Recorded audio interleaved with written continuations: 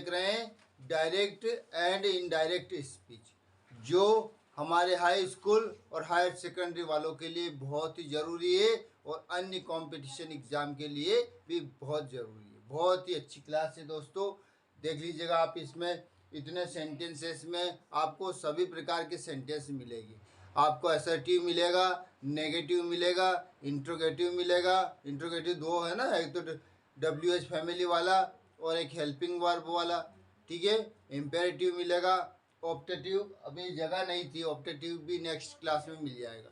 तो सभी प्रकार के सेंटेंस मिलेगा, तो आपको समझना है, सभी प्रकार के सेंटेंस में आपको समझना है कि यदि ये आया तो क्या चेंजेस होगा और ये आया तो क्या चेंजेस होगा, ठीक है। तो हम स्टार्ट करते हैं क्लास की बिना डिस्टर्ब किए, बिना टाइम वेस्ट किए। देख लीजिएगा आप, चेंज इनटू इनडायरेक्ट स्पीच, जो भी सेंटेंस होता है सभी डायरेक्ट स्पीच में होता है।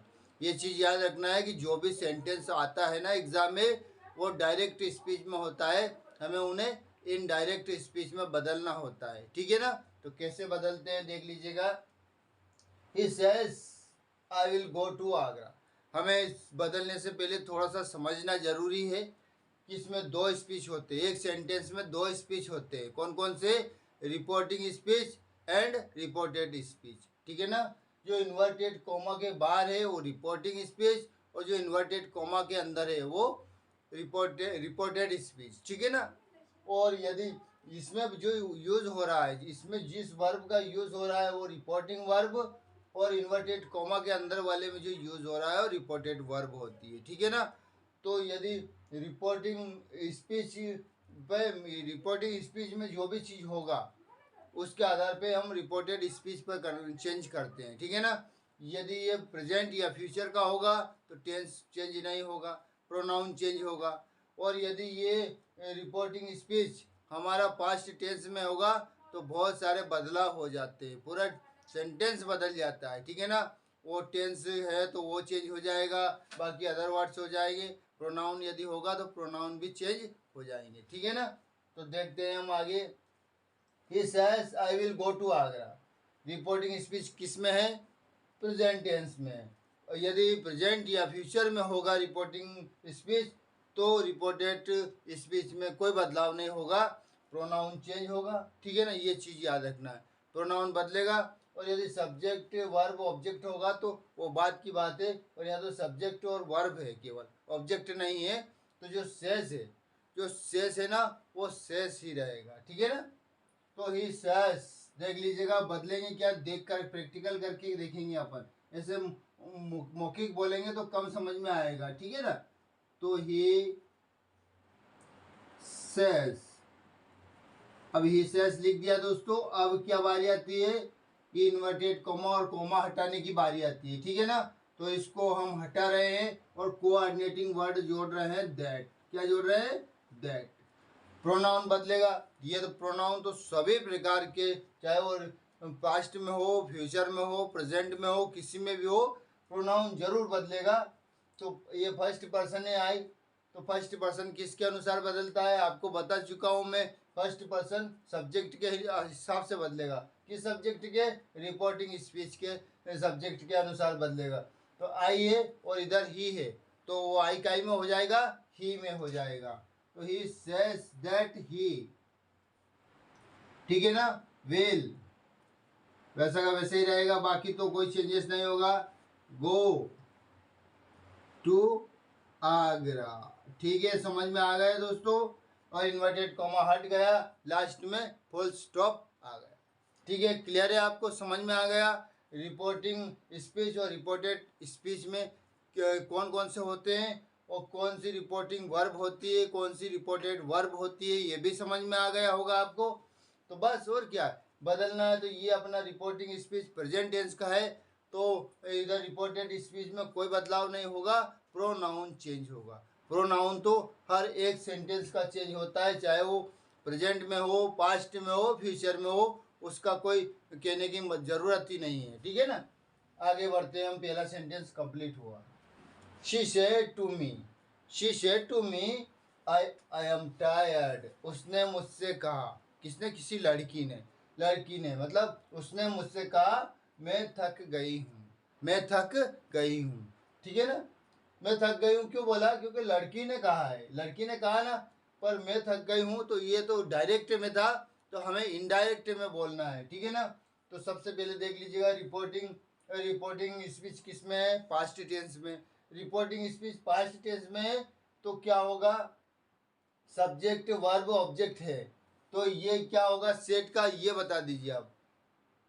से का टेल होगा, सेज का टेल्स होगा, सॉरी तब कब होगा टेल्स, जब ऑब्जेक्ट भी होगा तो, और सेड का टोल्ड होगा, ये याद रखना है। पास्ट टेंस में सेड है तो टोल्ड होगा, क्यों कब होगा, जब ऑब्जेक्ट भी हो तब होगा, ठीक है ना।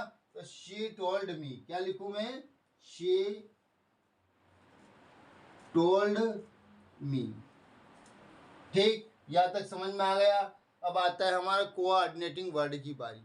तो कोऑर्डिनेटिंग वर्ड क्या है, दैट है, क्या है, दैट है, दैट लिख दिया हमने।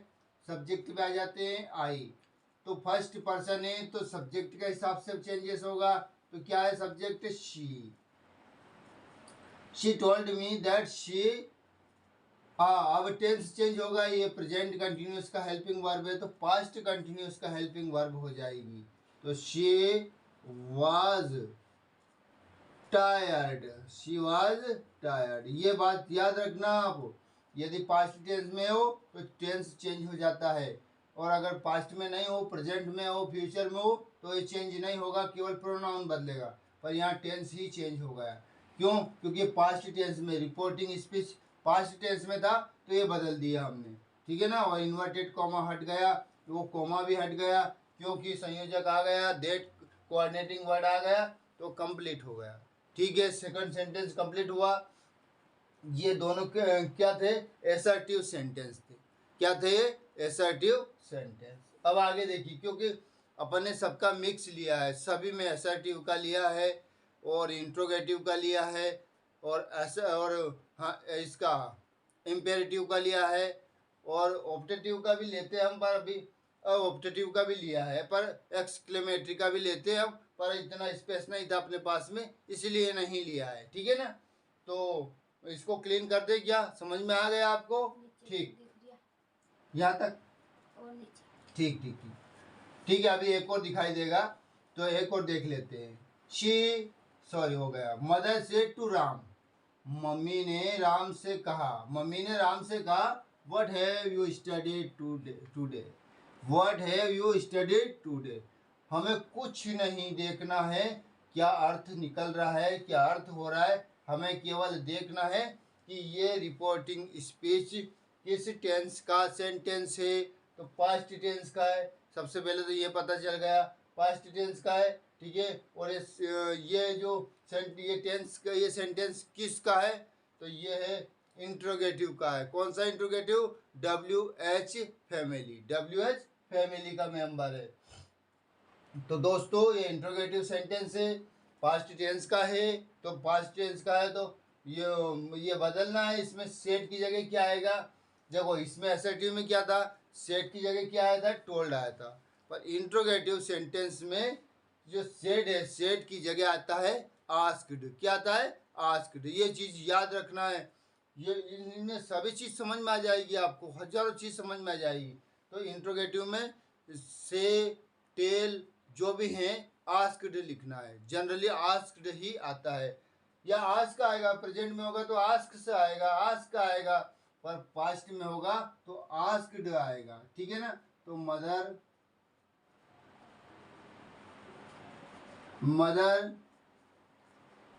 आस्क्ड राम,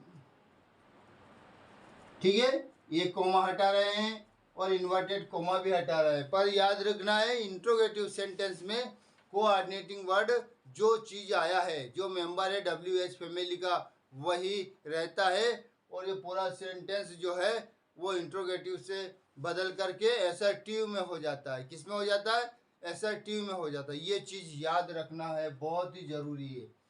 और एक चीज़ और, हमने कहा था पास्ट में होगा तो टेंस बदलेगा, हेल्पिंग वर्ब जो है वो अगले टेंस की आएगी या दूसरे टेंस की आएगी, वो हमने नियम बता भी रखे हैं जब सेपरेट इसकी क्लास ली थी तब। तो हमने मदर आस्क्ड राम तो लिख लिया, अब ये हटा रहे हैं, ये हटा रहे इन्वर्टेड कॉमा और कॉमा, तो हमने क्या लिया कोऑर्डिनेटिंग वर्ड व्हाट, क्या लिया व्हाट। ठीक है, अब क्या करना है, सबसे पहले सब्जेक्ट लिखना है, फिर हेल्पिंग वर्ब लिखना है, ऑब्जेक्ट लिखना है, अदर वर्ड लिखना है, जो भी लिखना है वो लिखना है। तो व्हाट लिख दिया। अब सब्जेक्ट क्या है, इसमें यू है, तो यू भी बदल के लिखना है यदि बदला रहा तो, ठीक है ना। तो यू है, यू कौन सा पर्सन है, सेकंड पर्सन है। सेकंड पर्सन है मतलब ऑब्जेक्ट, सेकंड पर्सन है मतलब ऑब्जेक्ट के हिसाब से बदलेंगे। तो राम क्या है, ही, क्या है, ही है। तो व्हाट ही, हेव या हैज है, रहता तो हेड आता, तो आ गया है ना, तो आ गया अपने ही हैड, ठीक है ना। ही हैड, ये भी हो गया subject plus helping verb plus main verb, studied, क्योंकि थर्ड फॉर्म तो उसमें भी आती है इसमें भी आती है। टुडे, अब देखिए इसमें अदर पार्ट जो सेंटेंस का होता है, अदर पार्ट होता है, उसमें भी चेंजेस होते हैं। टुडे आया तो दैट डे लिखेंगे, क्या लिखेंगे, दैट डे लिखेंगे, ठीक है ना। टुडे आया तो क्या लिखेंगे, दैट डे।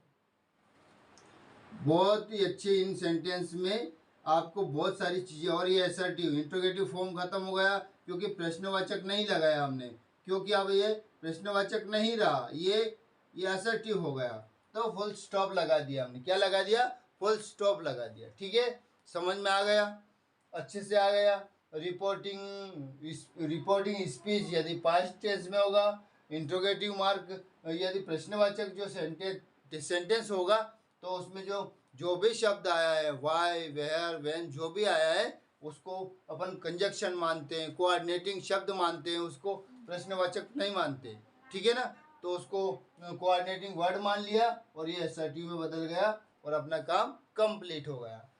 ठीक है, कैन आई क्लीन, ठीक, अरे कोई दिक्कत नहीं, मिटा दे इसको। ठीक, अब नेक्स्ट सेंटेंस देख लो, देख लीजिएगा आप। यदि रिपोर्टिंग स्पीच प्रेजेंट का था तो देख लिया, रिपोर्टिंग स्पीच पास्ट का था तो देख लिया, और रिपोर्टिंग स्पीच पास्ट का था और इंट्रोगेटिव था तो देख लिया। अब देख लीजिएगा, Rani said to Mala please forgive me, please forgive me, समझ में आ ही गया होगा दोस्तों कौन सा सेंटेंस है। प्लीज से शुरू हो रहा है, किससे शुरू हो रहा है, प्लीज से शुरू हो रहा है, प्लीज से शुरू हो रहा है, तो क्या हो रहा है, प्लीज फॉरगिव मी, वो रिक्वेस्ट कर रही है मुझे माफ़ कर दो, क्या कर रही है, रिक्वेस्ट कर रही है मुझे माफ़ कर दो, माफ़ कर दो। रानी ने माला से कहा कि प्लीज फॉरगिव मी, कृपया मुझे माफ़ कर दीजिए। तो देख लीजिएगा, सबसे पहले लिखा हमने रानी रिक्वेस्टेड, रिक्वेस्टेड, रानी रिक्वेस्टेड माला, ठीक है। अब देखिए, रानी रिक्वेस्टेड माला, और प्लीज या काइंडली या जो भी शब्द होगा वो सारे हट जाते हैं और टू आ जाता है, to forgive, to forgive me है, फर्स्ट पर्सन है तो सब्जेक्ट का हिसाब से लिखेंगे, फर्स्ट पर्सन है तो हम सब्जेक्ट का हिसाब से लिखेंगे। तो फर्स्ट पर्सन क्या है, ये रानी है, तो क्या लिखेंगे हम, हर, प्लीज फॉरगिव हर। समझ में आ गया बहुत अच्छे से। देखिए अब ये कौन सा था, इंपेरेटिव सेंटेंस था, तो एसर्टिव हो गया, एसर्टिव हो गया, और अपना इंट्रोगेटिव हो गया, और अब हमारा इंपेरेटिव भी हो गया, ठीक है ना। जो अब रिक्वेस्ट करी तो रिक्वेस्ट लिख दिया, सजेशन होता, सलाह होती तो एडवाइस लिखते, और बाकी और जो चीज़ होती वो लिखते ही सही, ठीक है। अब आगे देखिए आप, राम सेड टू सीता, राम ने सीता से कहा, ये पास्ट टेंस में reporting speech, are you not feeling well, are you not feeling well, क्या तुम अच्छी नहीं हो, तबीयत ठीक नहीं है तुम्हारी, क्या तुम्हारी तबीयत ठीक नहीं है, ठीक है। ये भी इंट्रोगेटिव है, हेल्पिंग वर्ब से बिगिनिंग होने वाले सेंटेंस है, और वो था WS फैमिली से स्टार्टिंग होने वाले शब्द। तो देख लीजिएगा इसमें क्या होगा, Ram said to Sita, Ram said to Sita are you not feeling well, ठीक है ना। तो इसमें क्या पूछा है, वो इंट्रोगेटिव है, तो इसमें इंट्रोगेटिव है तो या तो इफ आएगा या वेदर आएगा, या तो इफ आएगा या वेदर आएगा, ठीक है ना। तो देख लीजिएगा, राम, हाँ एक और बात, ये इंट्रोगेटिव है तो हमने क्या बोला था कि आस्क्ड आता है, देख लीजिएगा यहाँ भी आया होगा ना, अपने आस्क्ड आया था। तो यहाँ सेड हो या टेल हो, जो भी हो, हमें क्या लिखना है, आस्क्ड लिखना है। क्या लिखना है, asked. Ram asked Sita, Ram asked Sita, ठीक है। और इफ, वो ये कोमा हट गया, इन्वर्टेड कोमा हट गया, इफ। अब एसर्टिव में बनाते हैं हम, ये इंट्रोगेटिव में था तो हम एसर्टिव में बनाते हैं। तो सबसे पहले सब्जेक्ट लिखते हैं, सब्जेक्ट कौन सा बदला हुआ, तो यू है, सेकंड पर्सन है, तो ऑब्जेक्ट के हिसाब से, ऑब्जेक्ट सीता है, ऑब्जेक्ट तो शी लिखेंगे। सीता भी लिख सकते हैं, शी भी लिख सकते हैं, सीता भी लिख सकते हैं और शी भी लिख सकते हैं। पर वो क्या अपन ने बताया था कि प्रोनाउन क्या होते हैं, कि नाउन की रिपीटेशन को रोकने के लिए प्रोनाउन का यूज किया जाता है, तो शी, ठीक है ना। सब्जेक्ट लिख दिया, Ram asked Sita if she के बाद में अपने ये आर जो सही है, ये कौन से टेंस में चला जाएगा, पास्ट कंटिन्यूस में। तो शी वाज, क्या लिखा हमने, she was not feeling well. बहुत ही सिंपल है यार दोस्तों, अगर समझ में आ जाए तो बहुत सिंपल है, कोई ज़्यादा प्रॉब्लम वाली बात नहीं है। यदि हमें समझ में आ गया ना तो बिल्कुल आसानी से कर सकते हैं। आपको एसर्टिव समझ में आ गया, एसर्टिव समझ में आ गया, इंट्रोगेटिव समझ में आ गया, और ये दोनों इंट्रोगेटिव समझ में आ गया, WH फैमिली से बिगिनिंग होने वाले भी समझ लिए हमने, और हेल्पिंग वर्ब से बिगिनिंग होने वाले, हेल्पिंग वर्ब से बिगिनिंग होने वाले शब्द भी समझ लिए, और हमने इंपेरेटिव सेंटेंस भी समझ लिया, ठीक है। अब आगे बढ़ते हैं। Ram said to Mohan, Ram said to Mohan don't fight in the class, don't fight in the class, कक्षा में मत लड़ो। राम ने मोहन से कहा don't fight in the class, कक्षा में मत लड़ो, कक्षा में मत लड़ो, कक्षा में मत लड़ो, ये सलाह दी गई है। क्या दिया है, सलाह दिया है। तो देख लीजिएगा, राम रोहन एडवाइज्ड, क्या दिया है, सलाह, मोहन। तो दोस्तों सलाह यदि दिया है तो क्या लिखना है, ये इंपेरेटिव सेंटेंस है। क्या है इंपेरेटिव सेंटेंस, तो 2+2 लिखना है। तो ये तो नोट है, तो नोट पे ले आ जाएगा, not to fight in the class, not to fight in the class, not to fight in the class, ठीक है। समझ में आ गया आपको, ये एडवाइस दिया था कि कक्षा में मत लड़ो, तो और इसमें वो माफ करने वाला रिक्वेस्ट किया था, इसमें सलाह दिया था। आगे देख लीजिएगा, तो teacher say to the students open your books, ये क्या है, the teacher say to the students open your books, ये क्या है, ये ऑर्डर दिया है उन्होंने। क्या दिया है, ऑर्डर, ठीक है। इसको मिटा देते हैं हम, और अब ऑर्डर वाला लास्ट सेंटेंस और देख लेते हैं हम, कैसे ऑर्डर दिया उन्होंने, है ना। बहुत सारे देते हैं ना ऑर्डर, सभी तो देते हैं टीचर्स लोग। तो द टीचर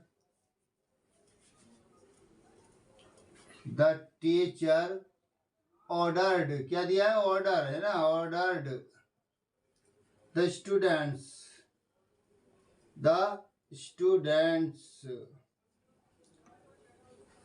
अब क्या है, इंपेरेटिव है ना, ऑर्डर वाले है ना इंपेरेटिव। तो टू प्लस वर्ब की फर्स्ट फॉर्म प्लस जो भी चीजें हैं, टू ओपन योर है, सेकंड पर्सन है, तो ऑब्जेक्ट का हिसाब से, स्टूडेंट्स है बहुत सारे हैं, तो दे आर, दे होता ना, दे का देयर हो जाएगा, their books. Okay, did you get it, I think आपको समझ में आ गया होगा दोस्तों। ये वॉइस है, एक्टिव वॉइस नहीं, सॉरी, स्पीच है, direct into indirect, direct to indirect, मतलब डायरेक्ट थे सारे सेंटेंसेस, हमने इनको इनडायरेक्ट में बदला है और अच्छी तरह से समझाया भी है। रिपोर्टिंग वर्ब, रिपोर्टिंग स्पीच क्या होता है, reported verb, reporting speech, reported speech क्या होता है, कैसे बदलाव होते हैं। हमने असर्टिव, इंट्रोगेटिव, इम्पेरेटिव सारे सेंटेंस को समझा दिया है अच्छे से। आई थिंक आपको पसंद आया होगा। यदि पसंद आया तो आप लोग लाइक सब्सक्राइब जरूर करें। समय का चक्र बहुत तेज चलता है, समय का चक्र बहुत तेज चलता है, इसलिए ना तो अपने बल का अहंकार करे और ना अपने धन का।